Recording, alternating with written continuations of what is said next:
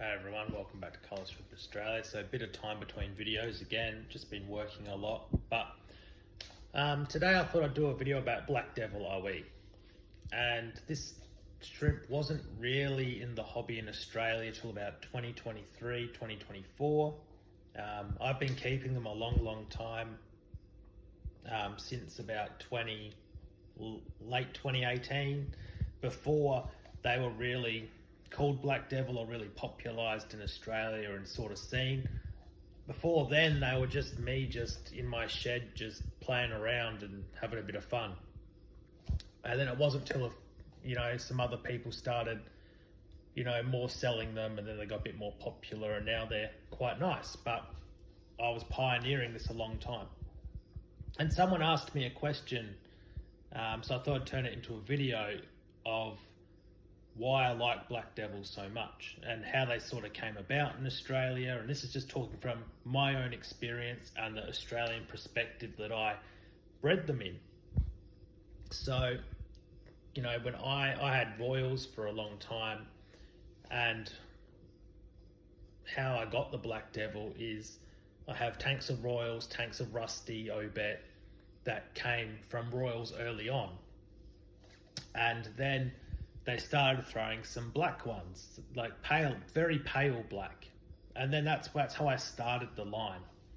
And then I worked on it and worked on it and worked on it over a long period of time. And now now for the last probably 3 years, they breed true to only Black Devil. They're really nice. They look great. Very strong eyes, strong body color and all of that. But there was a long period that I was just working on these sort of by myself, a couple of tanks at home and really enjoying it. But they weren't out in the market yet, really. You couldn't really find them, and a lot of people might disagree or argue, but this is just from my own experience. So I'm just going to go through a few little clips and things along the way to sort of show you how I've got it and document my own process. And I thought it may be a good little video for people to sort of understand how much effort I put in to have the shrimp I've got. So this is the earliest video I can find of my Royals from 2017. Now, I don't have anything earlier on this phone, but you can see that they're, for that time in Australia, these were quite nice. They're not so now, but this is what I started with. This is what you can see. And they're nicely blue, they got nice eyes, and they look pretty good. Now we move into May of 2017. This was where I took all the darker Royals, the darkest ones I had. And they were really light black, but they were sort of real dark blue, but not black.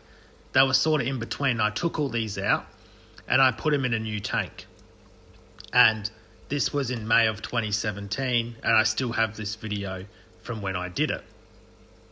So then I put them in their own tank, and this is what I got. So these are not black yet. These were still really dark. So when you put them in a box, they were still blue, but they were dark, really dark blue. And then this is about February 2019, where they're pretty much black now. This was sort of where they were pretty much a dark black. Not as good the quality as I have now, but you can see that they're quite dark.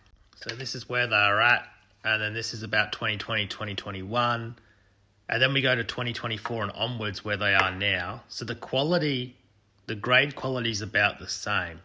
They're a bit more darker now, but they breed very consistent. Whereas in the earlier days, they weren't really breeding very consistent to black, but now they do. I don't really have many photos along the way or videos because I didn't really video them in that time. I was sort of just working on them, trying to get them more true. But now you can see they all breed very solid eye color, all very uniform, and they look really nice. But if you go back and see the start of the video, it's been a long slog to get here, and I've had to put in a lot of hard yards to do it. And by showing the early days to now, it clearly demonstrates a lot of time and effort goes into building a line. Whereas if you buy it already done, that's well and good, but you know, I wasn't really available to buy, so I had to do it myself, and that's why I thought I'd document it. So I thought I'd highlight this chart here. It's pretty famous. It's been around a long time, and you can see the little drop down here between Royal and Black Devil, and you know, that's how I've done it. So how I explained it in this whole video, that's this long-term chart pretty much shows you what I did. And for a lot of the time, you've just got to have a start, but it takes a long time to get a start. But then once you refine it and refine it and refine it, you've really got to cull extremely hard. And that's what I had to do for many, many years. But the end result, you know, is really good. But the other thing is, if you don't want to do all the hard yards and years of work, it's easier just to go buy the product already done. But unfortunately, like I've highlighted in a lot of my other projects, that just wasn't possible in Australia at the time. So I went and did it myself, and this just documents that process. I tried to find as much video footage as I could, but it's going back a long time. So I tried to use a snippet from that time period that represented where it was up to. So I just went back through my old phone and tried to look for a lot of the older videos, which I did find some. But I really wanted to have a lot more footage, but I just couldn't find the videos from back then. But I'm trying to show the overview of everything where you can see it. And it sort of shows you how it progresses. So in my mind, what happened is I had some Royal was throwing a bit of rusty and some blacks. Then I took the more black ones, did a first selection, and then they bred a lot more darker. Well, these aren't like more darker blue to blacky color. And then I just worked on those and culled. And in the early days, I had to cull a lot. Heaps and heaps of culls came out, and I was keeping very few. And then as the years went on, they started becoming more stable to black, more stable to black.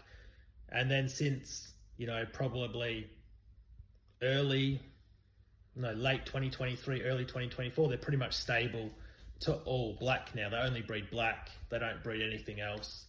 But it's a lot of culling. It was a lot of culling in those early days. And that's how you progress a line, how you make a line, and you know, it's a lot of effort. And it was a lot of good fun, but I just wanted to document this because a few people have sent me how did I, you know, do it myself and all this, and I thought I'd just document something together and you know, make it a bit more available. And I might do this if people are interested. I might do this for lots of other types that I, you know, have been keeping for a long time. I'm not saying I was the first one to do a lot of this, but it was definitely, this is the process that I went through to do it myself rather than buying the end product.